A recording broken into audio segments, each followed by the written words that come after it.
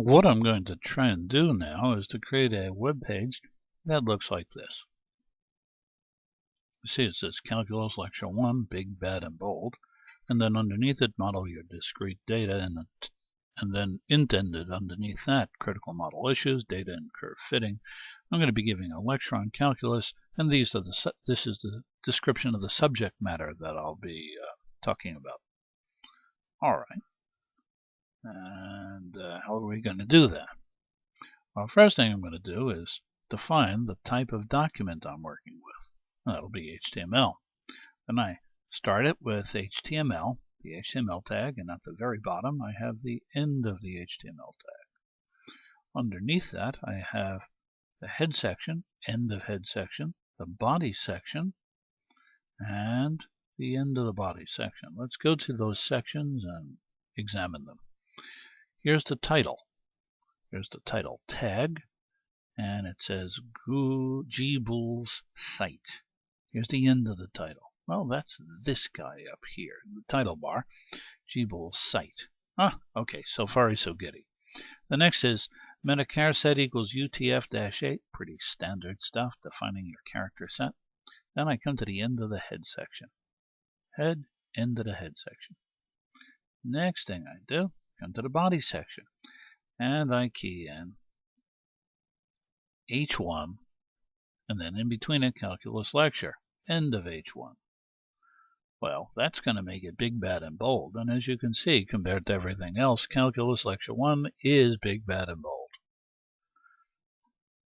Now, next thing, I start bolding. When I come to something called DL, that's a definition list. The definition list is going to be working with DT and DD. DT will be this guy here, like the parent. And these guys, DDs, will be the children of the parent. They'll be underneath and indented to the right. So again, TT, definition term, DD, definition description.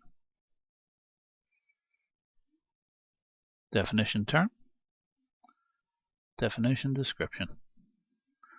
All right, and that's all within this thing, the definition list. Here's the beginning of the definition list, and here is the end of the definition list. So I go up to the top again. Right after the definition list, I have DT, that's the definition term. Whoops. And I underline it. Model your discrete data. That is this guy over here. He's my definition term. Model your discrete data. Then I stop the underlining, my end of definition term. Underneath him I have DD. That's my definition description. And another definition description. Underneath that is critical model issues, end of definition description. And the next one, data and curve fitting, end of definition description. Each line has a DD and an NDD. So these two are the children of this guy here, the definition term, model your discrete data. All right, how does that look again? Here's the mommy, here are the babies. It's that simple. DT, DD. And it's all encompassed within a definition list. Okay. So,